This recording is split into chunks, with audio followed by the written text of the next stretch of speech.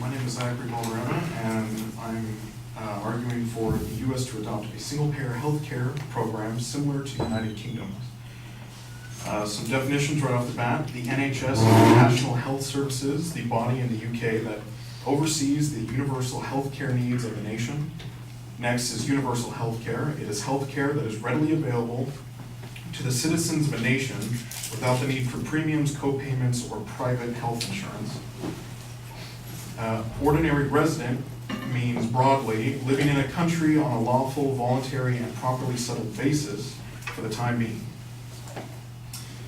All right. For my case, the thing that's wrong is that the United States healthcare system is failing the people that it serves. Per capita, the United States spends the most on healthcare. Coming from the Commonwealth Fund in June of 2014, quote, for all countries' responses indicate room for improvement, yet the other 10 countries out of 11 spend considerably less on healthcare per person as a percent of gross domestic product than does the United States.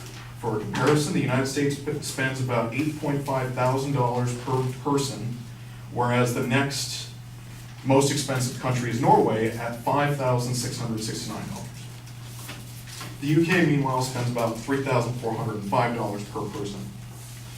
Second, the quality of care in the United States is middling.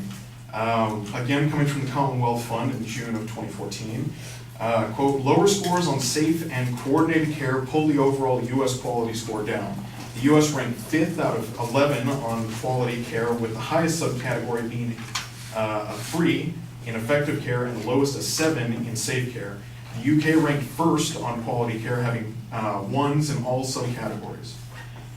The US also has poor performance on measures of national health expenditures and administrative costs, as well as on measures of administrative hassles, avoidable emergency room use, and duplicative medical testing. Furthermore, not everyone in the United States is insured.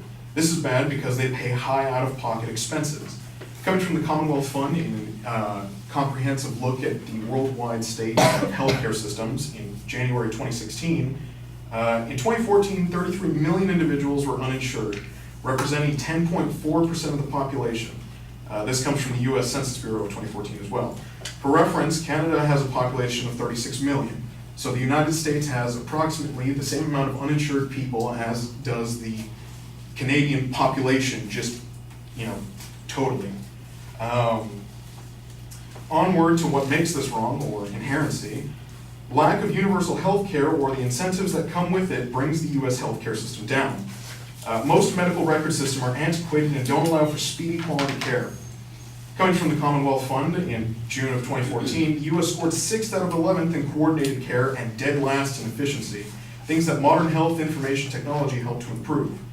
The widespread and effective use of health information technology, or HIT, in the UK plays a large role in the country's high score on the chronic care management indicators, as well as its performance on systems aspects of preventative care delivery, such as vaccinations. Next, high insurance costs keep people from seeking care and or have to pay high out-of-pocket prices for emergency room visits. Again, from the Commonwealth Fund in June of 2014, Americans with below average incomes were much more likely than their counterparts in other countries to report not visiting a physician when sick, not getting a recommended test, treatment, or follow-up care, or not filling a prescription or skipping doses when needed because of costs. The Henry J. Kaiser Family Foundation, in September 19, 2017, also reported that in 2016, 45% of uninsured, non-elderly adults said that they were uninsured because the cost is too high. Furthermore, the scrapping of federal subsidies that help cover low-income people leave less people insured and having to pay higher premiums. Coming from the New York Times on October 12, 2017, insurers have said that they need much higher premiums and may pull out of the insurance exchange created under the Affordable Care Act if these subsidies were cut off. Subsequently, an executive order from Donald Trump cut off said subsidies. On to issues of solvency. Adopting a healthcare system similar to the United Kingdom's would significantly improve our own. Modeling after the UK, incentives would be given that encourage doctors to continually check up on patients with chronic illnesses, such as diabetes, thus improving quality of care. Coming from the Commonwealth Fund of January 2016, The majority of funding for the NHS comes from general taxation. General practitioners have have financial incentives to provide continuous monitoring of patients with the most common chronic conditions, such as diabetes and heart disease. Residents will also only have to pay taxes to be insured, cutting out potentially high premiums.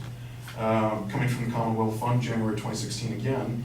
The majority of funding for the NHS comes from general taxation and a smaller proportion from national insurance, a payroll tax.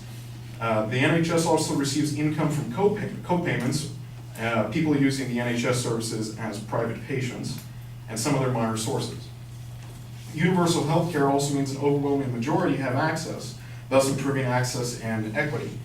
Again, coming from the Commonwealth Fund, coverage is universal. All those quote-unquote ordinary resident in England are automatically entitled to the NHS care, largely free at this point of use, as are non-residents with a European health insurance card, something that we wouldn't have to worry about here in the United States. For other people, such as non-European visitors or illegal immigrants, only treatment in an emergency room department and for certain infectious diseases is free. The affirmative plans to set up an administrative body that would theoretically be named the National Health and Human Services, which is similar to the NHS in the UK, that would oversee taxation delivery of the national health cards to ordinary citizens.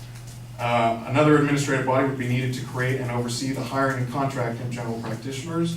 Another separate commission would be needed to ensure the quality of care of patients, and public hospitals would need to be prepared, and or previously private hospitals such as Kaiser, Blue Cross, etc. would need to accommodate and accept larger volumes of people. Everything after is gradual changes with growing the administrative body of the new health organization, the shift from private insurance companies to covering a majority of people that would need specialized and relevant